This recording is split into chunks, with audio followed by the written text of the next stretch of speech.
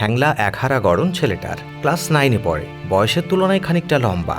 দুচোখের সীমানায় গোপন কিছু স্বপ্ন উড়ে বেড়ায় সারাক্ষণ। এক পলক তাকিয়ে বোঝা যায় মনের ভেতরে লুকিয়ে থাকা অগ্নিকুণ্ডের খানিকটা আভাস চোখে জ্বলছে।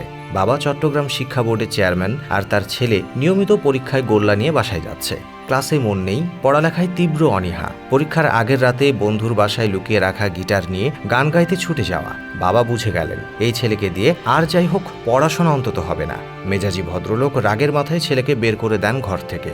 বাবা জানতেন না অনেকগুলো বছর পরে ছেলেটা তখন পরিপূর্ণ যুবক হবে। দেশের কোটি মানুষ তাকে চিনবে। গিটারে ঝংকার তুলে সে গাইবে, বাবা কতদিন কতদিন দেখি না তোমায়। সেই ছেলেটার নামই জেমস, মাহফুজ আনাম জেমস। ভক্তরা যাকে ভালোবেসে গুরু বলে ডাকে। বাবাকে কখনো সেই গানটা শোনাতে পারেননি জেমস। বাবা ততদিনে চলে গেছেন না ফেরার দেশে। ঘর ছাড়ার পরে এসে উঠেছিলেন আজিজ বোর্ডিংয়ে। সেখানে ফিলিংস নামের একটা ব্যান্ডের হয়ে পারফর্ম করতেন নিয়মিত। বোর্ডিংয়ের 12 ফিট বাই 12 ফিটের ছোট্ট একটা কামরায় চাষবাস হতো গানের। সেখানে জন্ম হতে লাগলো বাংলাদেশের সঙ্গীত ইতিহাসের সবচেয়ে বড় তারকাদের একজন। জেমসের ক্যারিয়ারে এই আজিজ বোর্ডিংয়ের অবদান অনেক। এই মধ্যবয়সেও জেমস স্মৃতিকাতর হয়ে পড়েন সেই দিনগুলোর কথা ভেবে। গান লেখা হচ্ছে কোরাসে, গান গাইছেন দলের সদস্যরা। বোর্ডিং কামরা ঢেকে যাচ্ছে সস্তা সিগারেটের ধোঁয়ায়। রাতে নাইট ক্লাবে গানের অনুষ্ঠান, কি গাওয়া হবে সেগুলো রিহার্সাল চলছে।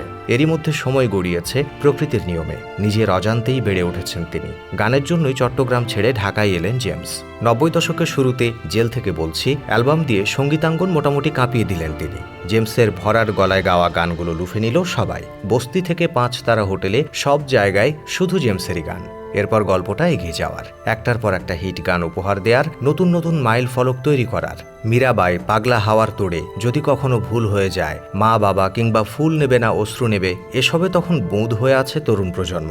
এর মধ্যে একদল লোক বলতে শুরু করলো ব্যান্ড সঙ্গীতের নামে জেমস বাংলা গানের ধারণাটাকেই নষ্ট করে দিচ্ছেন। তাদের জন্য সম্ভবত তিনি নিয়ে এলেন শামসুর রাহমানের সুন্দরীতমা কবিতা থেকে আমি তারায় তারায় রটিয়ে দেব তুমি আমার। এই একটা গানেই ভেসে গেল সমালোচনার বালির বাঁধ। কিছুদিন ব্যক্তিগত ঝামেলায় গানে মন দিতে পারেননি, বিরতি কাটিয়ে ফিরলেন। তবে বাংলা নয়, এবার হিন্দি গান নিয়ে এলেন জেমস। গ্যাংস্টার সিনেমার ভিগি ভিগি গানটি তখন আলোড়ন তুলেছিল বলিউডে। অনেকদিন নতুন গান করা হয় না, নতুন কিছু করার অনুপ্রেরণা পান না। গানের ইন্ডাস্ট্রি ধ্বংস হয়ে গেছে। জেমস তাই পুরনো গানগুলো গেয়েই মঞ্চ মাতাচ্ছেন। ফুটফুটে 2 কন্যা সন্তানের পিতা তিনি।